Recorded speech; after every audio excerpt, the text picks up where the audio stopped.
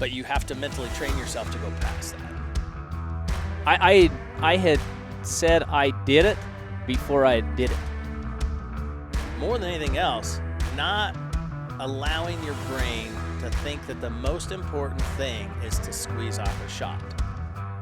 Welcome to the Built to Hunt podcast, brought to you by the team of hunt advisors at the Huntin Fool magazine, where we are dedicated to helping our members go on more hunts with better information. Join Huntin Fool today at huntinfool.com.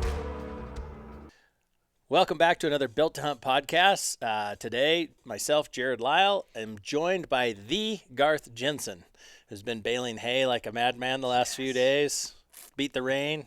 Barely. I mean, water droplets were sprinkling on my tractor as I made the last whoop.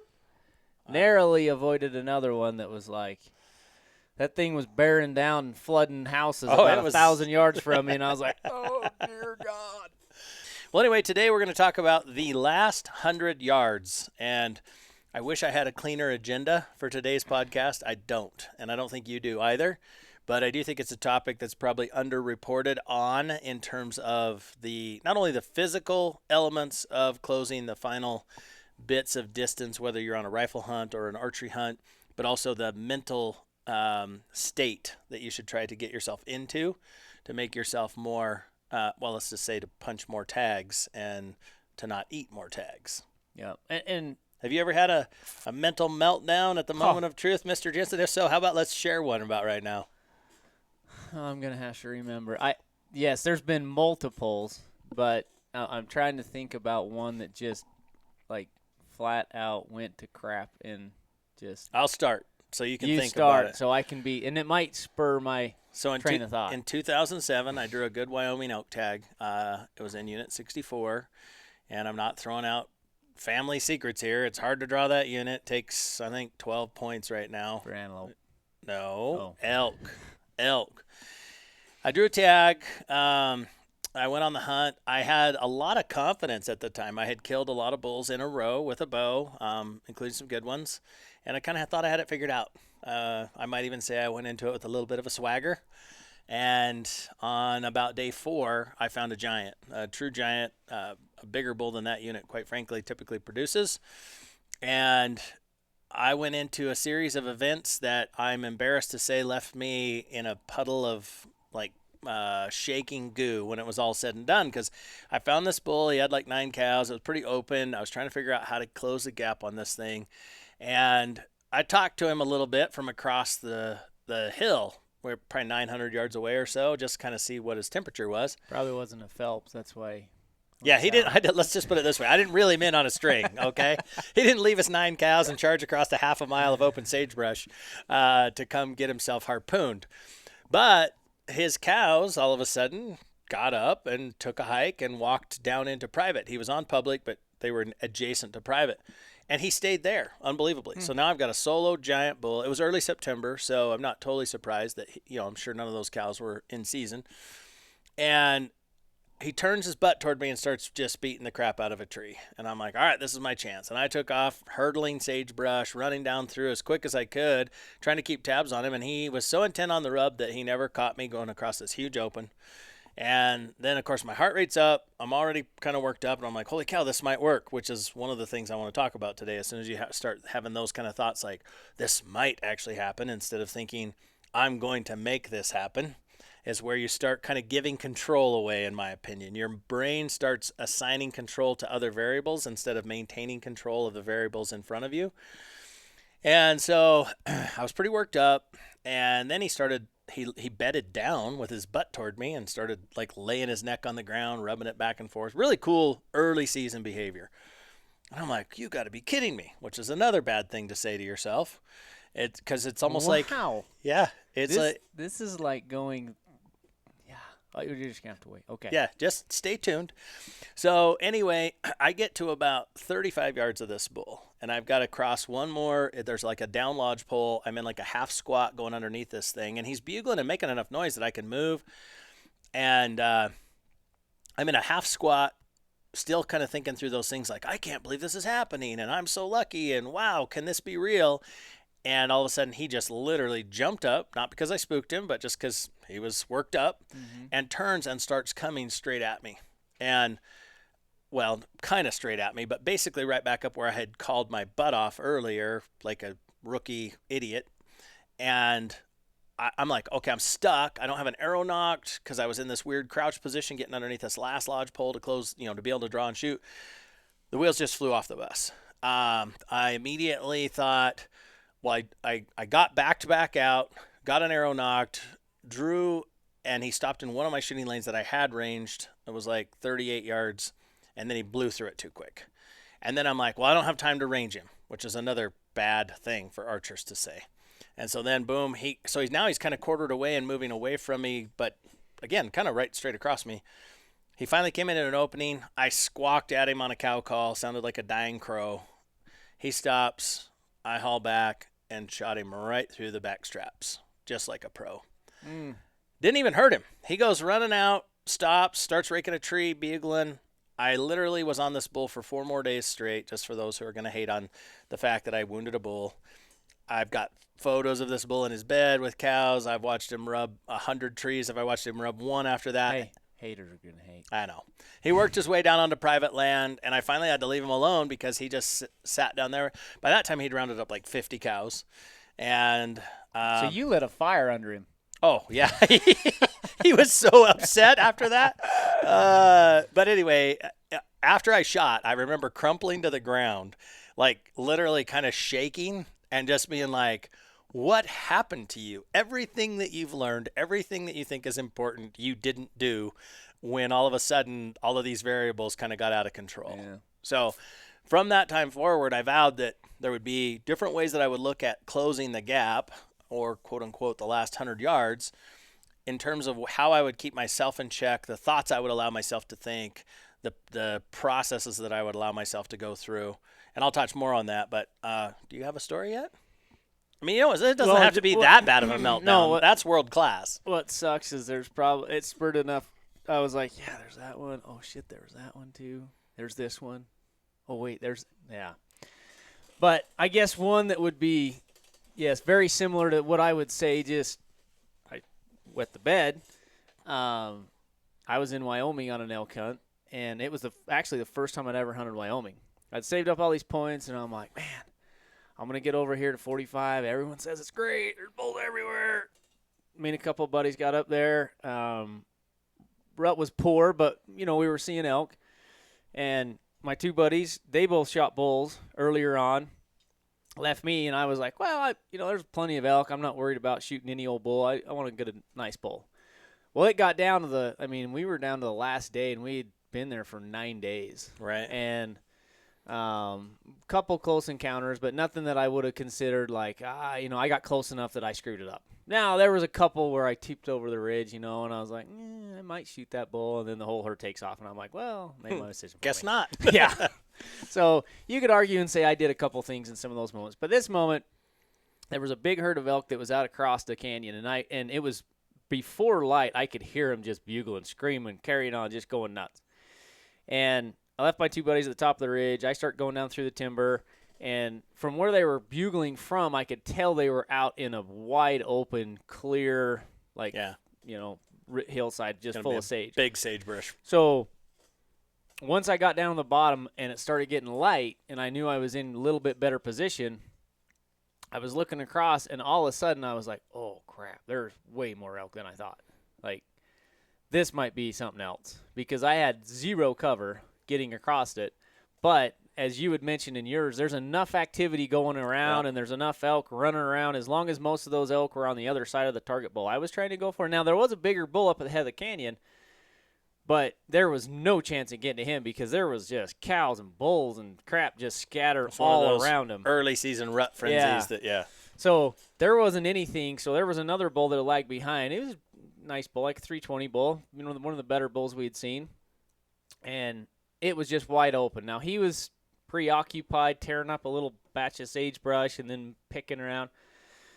So I dove off and I said, okay, this is my time to shine. Like, if I can make it to this point, then he can't see me and I can start climbing my way up to the bench he's at. But once I get to that bench, Like, everything's got to be good, because I've got to cover at least another, about 100 yards across this wide open flat in order to get into what I considered shooting distance. And that year, I was shooting lights out. Gosh dang, I was shooting good. It felt like once I got to a point where I felt comfortable within my range, I was like, there's no way this elk's getting out of here alive. I got him. He's dead. Yep. So I get going across there, and it just kept coming together. I'm like, oh. And to your point, I started saying, you're almost shit, incredulous, this is gonna right? work. Like, wow, how is this happening? Yep, this is going to work. And I got over there, and everything was working out, and I'm like, oh, my gosh, I can't believe how this thing's coming together. The bull kind of turns. I get within my range. I'm ranging him. I think I ranged him at, 57 yards? 57, 58 yards. He was just kind of getting different readings. But anyways, he was right about that point, and I'm like, okay, this is close enough. I can sink an arrow in him. Like, I've been just stacking arrows in at 60, all day, every day. Right. I'm like, he's dead. So I draw back when he turns slightly quartering away, and he is quartering away pretty good. Like, if I get a quartering away shot, it's like that's my ideal shot. Right. Because that target just grew. Yep. So he turned quartering away. There's no other elk around. Out in the wide open, like if I sink this thing where I think, I'm going to watch him die. Pull it back, and I'm just like, yep, there he is. Just settle in. And I'm like, he's close enough to 60. I'll just put that 60 right on his heart and squeeze it off. Well, combination between I didn't hold for 57. I didn't hold a little low. You gave it a few yards, yep. And the fact that there was no other elk around and the slap of a bow made him go inside out right over his back. Walk of shame.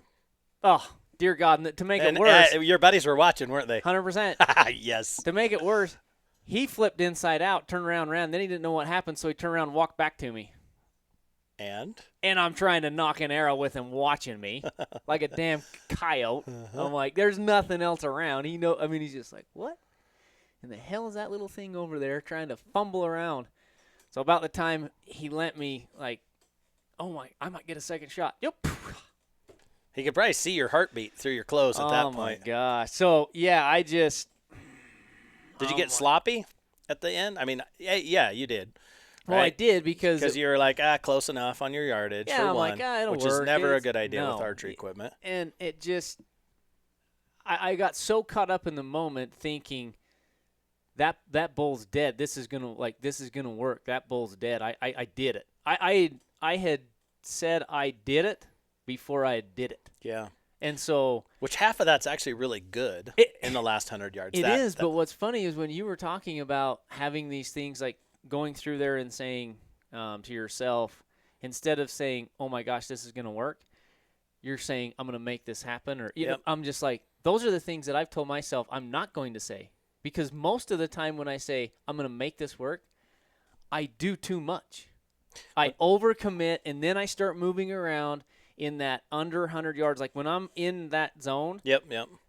I try to do too much. I try to make everything too perfect because I'm like, okay, well, I gotta make this little adjustment. Oh, no. If I can just get to that next piece of sagebrush, then that's a better spot. In all reality, I'm in a good spot where I'm at if I just let them unfold. You got a little impatient in those cases. That's where you make it happen. Well, so to case in point with what me saying that, when I say make it happen, it was almost like I got caught in a trance working in on that bull of like I was just enamored with getting closer, right? Yeah. I should have stopped on the other side of that. I was in a very lethal range of this bull. He'd been rubbing his horns all over that place. Like he'd been up on his feet. He had rubbed a huge circle in this nice little meadow he was in. If I'd have just posted up and sat there, I would have had probably multiple shot opportunities at this thing. But instead, it was like I got in this trance of, wow, this is too good to be true. And then next thing I know, I'm trying to push it a little too hard. And in all because reality, it almost felt like you were invincible for some dumb reason, which we never are. Well, no, and that's where I have to tell myself to slow down and don't do too much. Yep. Like there's and like you had mentioned, I do believe that different scenarios you're not get. I mean, not everything single scenario is the same. Like I've been on elk before where I felt like I went too slow. I haven't done enough. Yep. You know, like I had another elk in Wyoming. Again, these Wyoming elk, there's some. It might be Wyoming. That might be our problem. It probably is. It's not us. I had seen an elk that was just all, like, he was with a cow and a calf. And, I mean, there was a couple dumb opportunities blown on that one. But, any rate, bailed off this. It wasn't something that was talking. He had bedded down. And I'm like, I got about an hour and a half. And what I had done is shortchanged the amount of time I had, or not thought that I could get there fast enough. Well, in all reality, I covered that ground in a half an hour. Right. So I had got over there, and to me, what I did is I came up in a spot that I had already predetermined from across the other side of the canyon that this is the spot I needed to be in. So once I got to that spot, I was like, okay, well, there's no turning back now. I'm just going to keep creeping up until I get, within distance. Instead of maybe resetting? Yes, instead of going, wait a minute, there's another, like, the wind is doing this, so I'm fine once I'm over here. And that if I drop back down and then head up the canyon and pop up at this spot, like, I got looking at it, and I just kept going forward, you know, and then obviously I was at 90 yards. You were in a trance too. And then I had no cover. And so, yeah, I was in a trance. I just kept picking along, and then I'm like, okay, well, now he can see me, his cow can see me, everyone can see me, and I'm 90 yards. Like, in all reality, if I would have backed out as soon as I came up and realized what the circumstances were and where the wind was blowing and everything else, I mean, I'd have had a 40-yard layup because I would have popped up on his backside and just. Because those are the things you can't see from the other side too, like right, like the wind direction and little nuances in the topography when you're looking at it from across the draw like that. You know what? We've done 2 archery examples. I want to point out that this happens with a gun too, because when we were talking about this podcast, or when I was thinking about it, with a gun, it's typically a little different. Because the last 100 yards, what I'm going to say instead is like the moments leading up to the shot, right? In today's any weapon hunts, a lot of times those shots are long range, 300 to 900 yards type stuff, right? Mm-hmm. And I'm not going to go into the ethics or the nuances of that whatsoever, but what I will say is that there's still things that happen in the moment of truth where I see people get in a panic to get the shot, and they kind of overreact to what they think the animal is perceiving or seeing. And I'm going to give a shout out to YouTube video. What was the one with Terry's sheep called? Anyway, it's a stone sheep hunt. It's the only one we have on our YouTube channel at this point in time, but it's a stone sheep hunt, and Terry was super calm. I don't know if you remember that, but he couldn't get a good shot. He repositioned. He was very, very calculated. And guess what? He killed a giant ram, and it's all on video.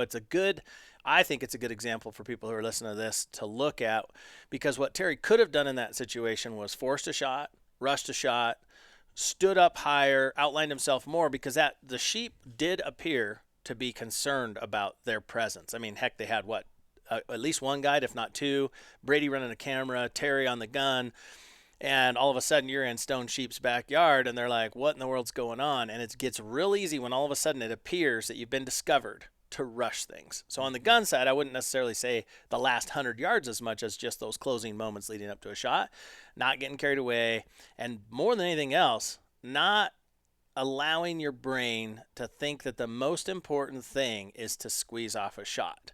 And this is what I did with archery forever. I always wanted to get a shot. I didn't necessarily want to kill what I was shooting at. I didn't realize that. I thought the two were the same, but they're not. Mm-hmm. And I think that's true in both archery and gun hunts, because in archery, more specifically, I'll go back to that again, it was like I had such a huge desire to shoot at an archery bull elk. I had no idea that I actually was shortchanging the final closing part of that process, because it was just like whenever I was in any sort of range at all, I was slinging arrows. Yeah. Like, oh, I got a shot. Well, that's not what we're out there to do.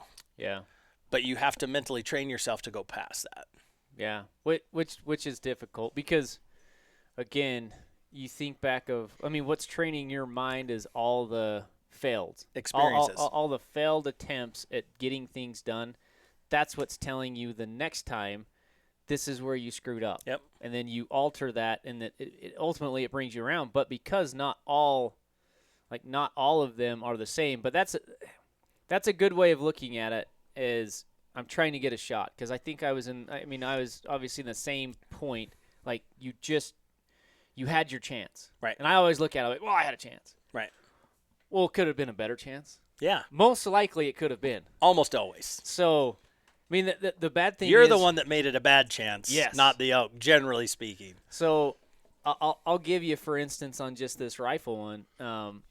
Like, I had an opportunity at probably would have been the biggest buck of my life. One of, if not the biggest. And, again, it was in Wyoming. Dang. That sucks. But I'm stopping building points there. But the problem is, what I thought the problem was is I was like, I'm doing everything right. Like, I watched this buck bed. I hauled ass around. I got in position. I found embedded. And then I looked at the situation. I was like, I have time. He's laying down. There's nothing going on. I'm going to set up my camera. I'm going to have that thing rolling, and then I'm going to work down to where I have the biggest. I mean, there was a couple branches and things in the way, but it wasn't something that ultimately I should have been concerned with, given how flat a 25-06 shoots at 370 yards. Right. And there was a small bush that was, like, right in front of him. And when I say right in front of him, I mean, like, probably 2 feet. Inches? Okay, feet, yeah. So not that big of a deal.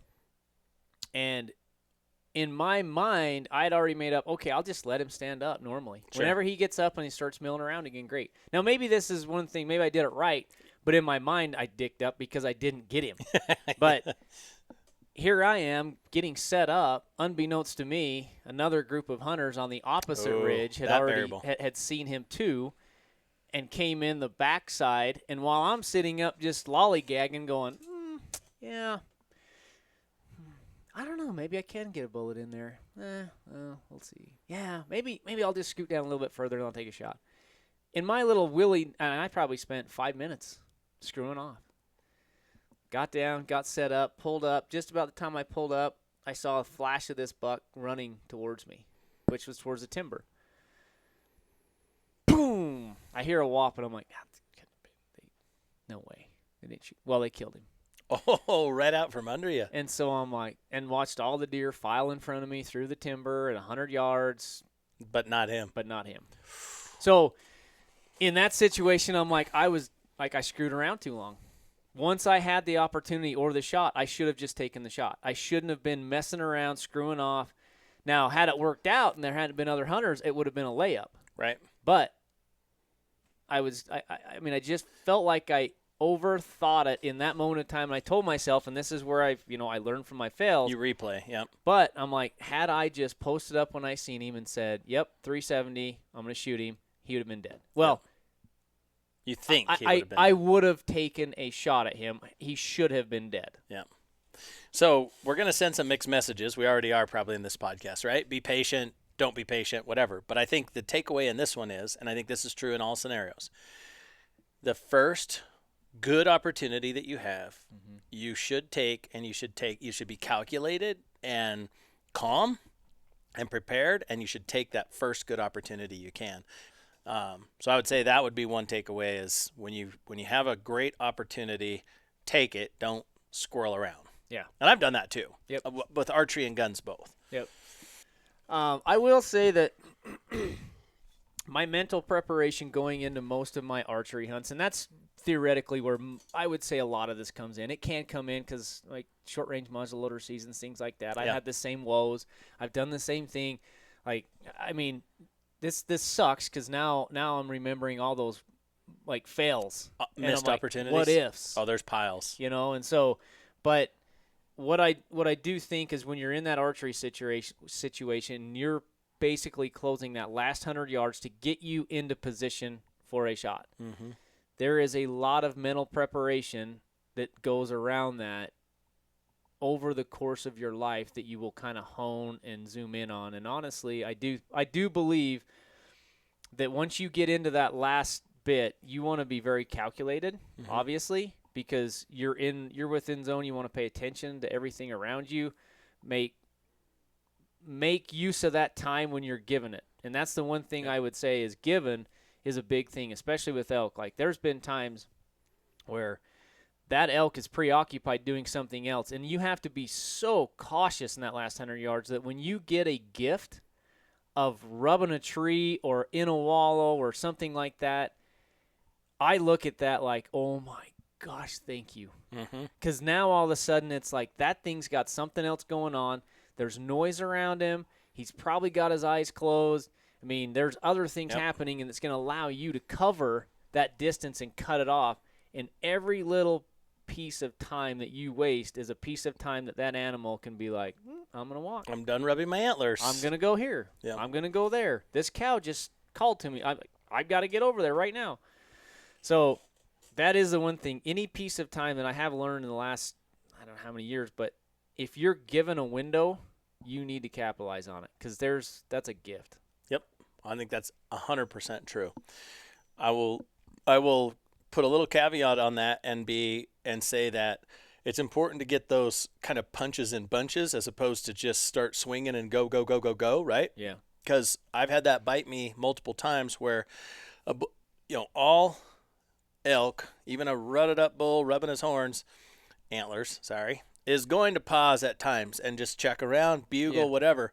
And so if you all of a sudden you're like, oh, he's rubbing his horns, I'm going to, and I know that you're not implying that at all. Sure. It's just that it's one of those deals where it's like punches and bunches. Like I'll be like, all right, I'm going to get 8 steps, or I'm going to get to that bush while he's rubbing, and then I'm going to reset, and I'm going to read his body language again. I'm going to get to that bush next. Yeah. You're kind of ping-ponging your way in. That's a very good point because – and you've learned that off of when you start taking too much and all of a sudden you look up and he's looking at you, you're like, oh, crap. Yep. And then you're frozen, hoping. In the wrong spot. Right. You're hoping that he didn't see too much movement to where he knew what it was. But you've learned that over time. It's like, okay, I'm going to get what I can, but I'm still going to kind of keep my eye on him if I can see him. Because if you can see him, he can see you. Yep. So you better make damn sure that he's still preoccupied while you're moving.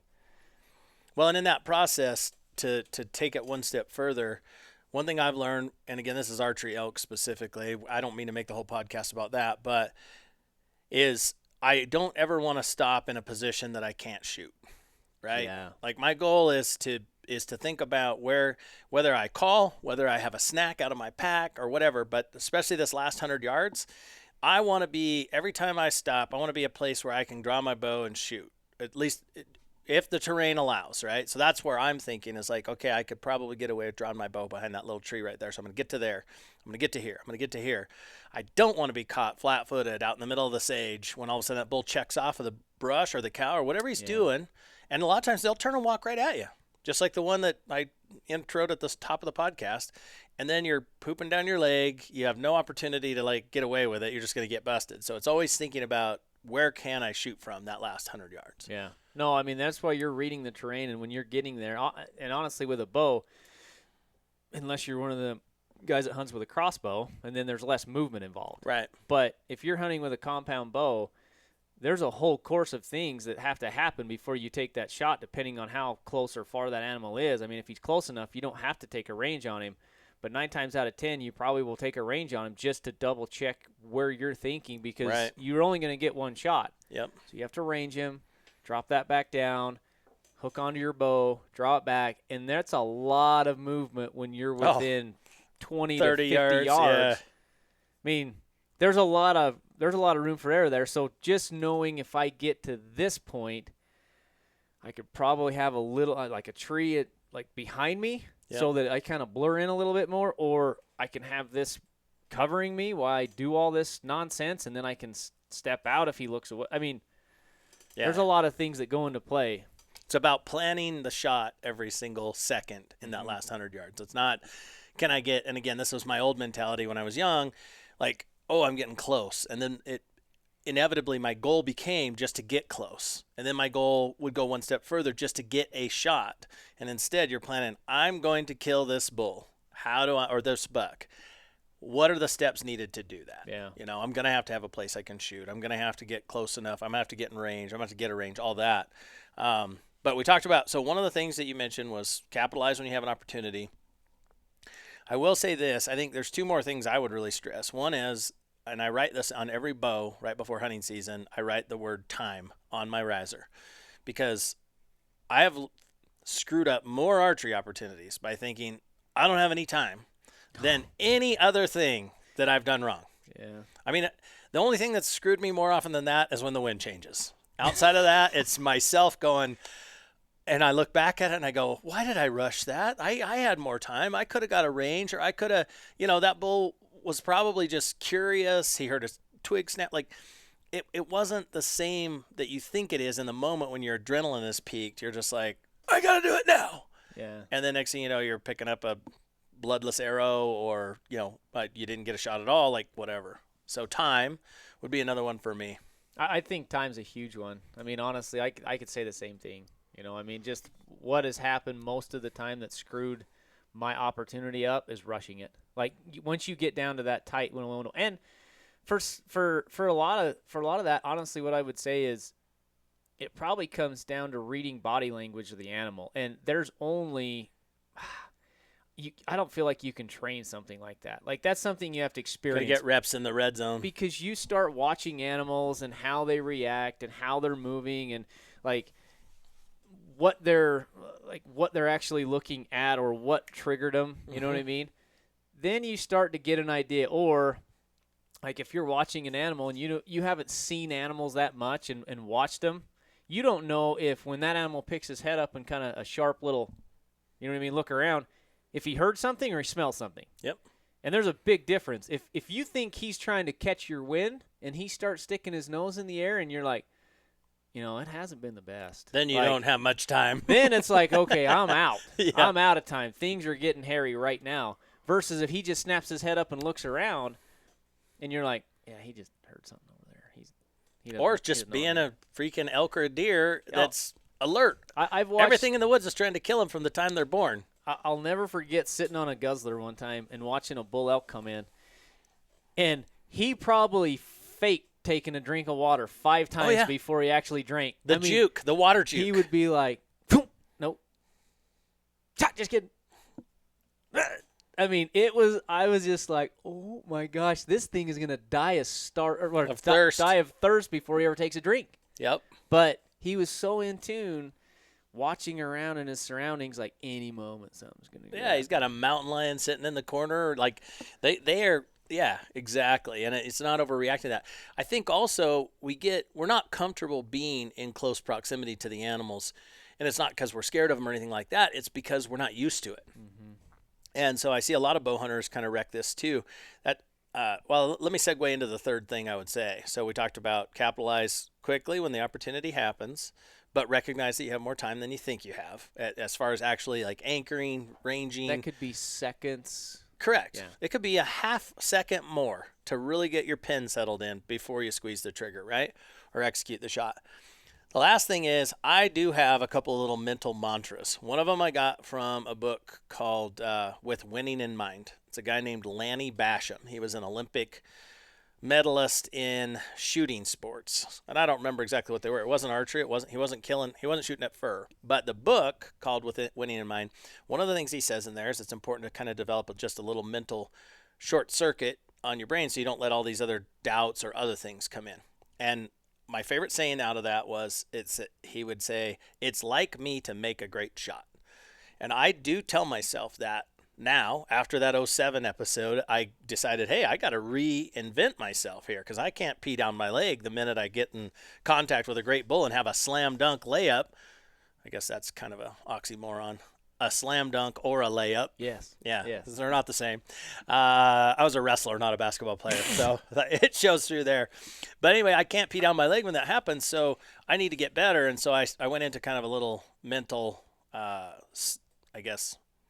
mental overhaul. Mm-hmm. And so I do try to repeat that phrase repeatedly in my head. There's 2 phrases. One is, it's like me to make a great shot. So you're not questioning, you don't start thinking about, oh, how quick can I shoot? Any of that kind of stuff. It's just like, hey, I'm going to make a great shot on this bull. That's what I'm going to do, or this buck. And the other thing I say once I'm in that proximity zone is just be as close as you can for as long as you can, and good things will happen. And that takes some of the anxiety out of all of a sudden I've worked my butt off, especially with elk, because it doesn't matter where they are the night before, the next morning they're going to be 4 miles away, and you're going to have to work your butt off to finally get in the zone.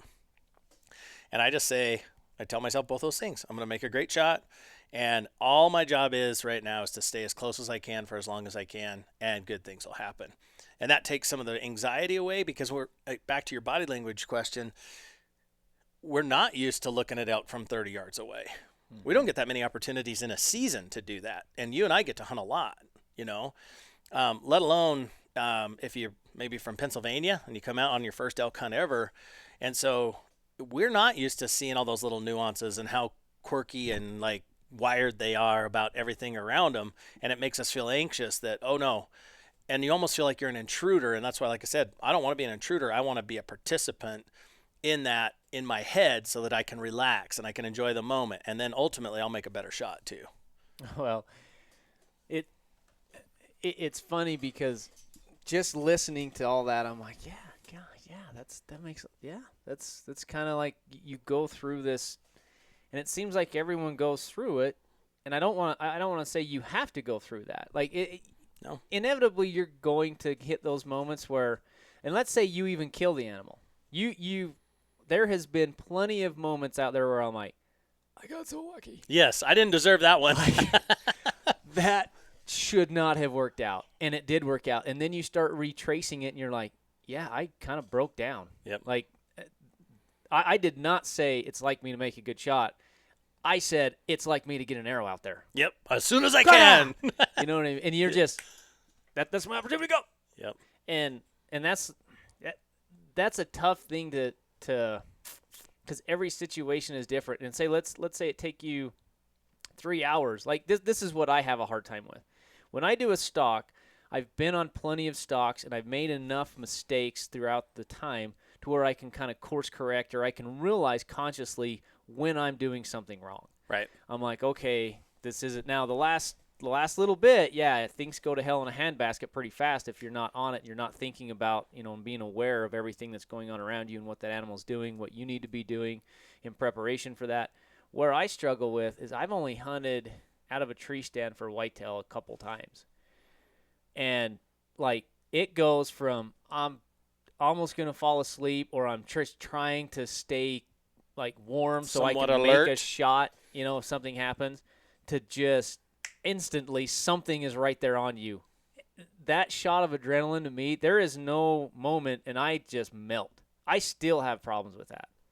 Like, I try. I do my best, and I'm like, if he gets right there, he's gone.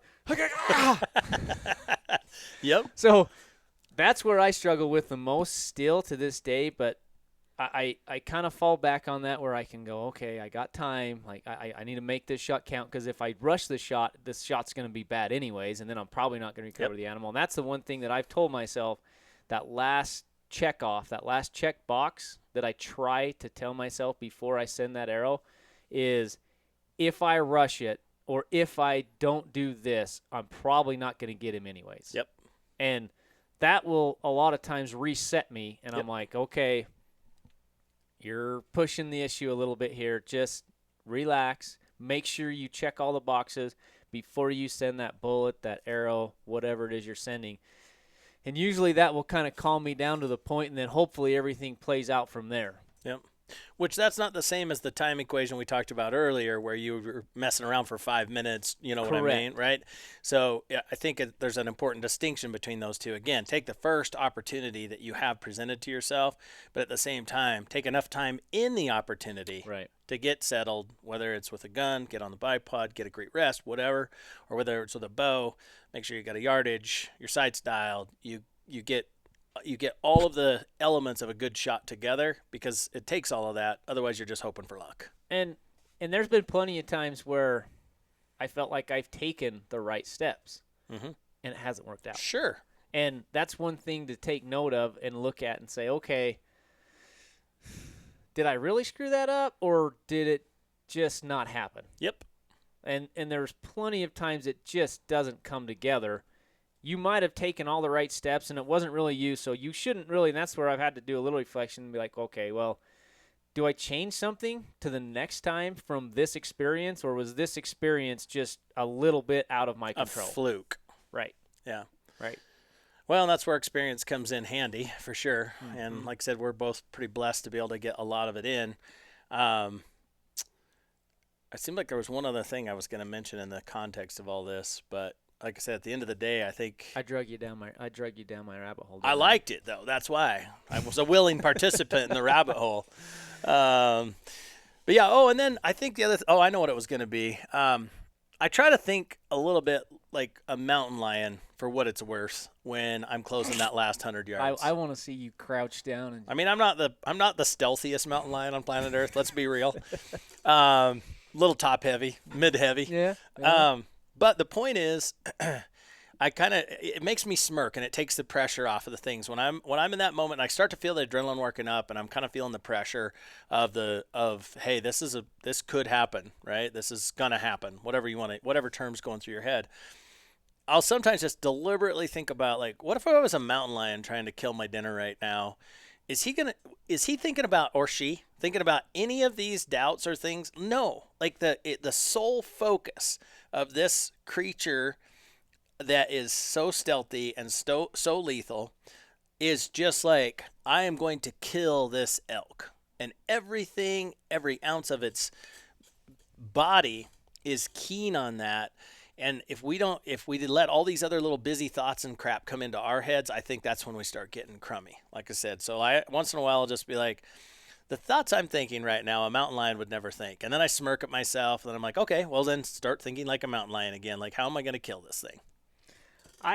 I don't know. You're just making fun of me because you don't see me as a mountain lion. No. What I'm saying is, you don't get to see mountain lions that often in action. Correct. But I have seen quite a few. Yes. More than my fair share. When you get looking at them, and I get thinking about it, I'm like, man, I'll bet that I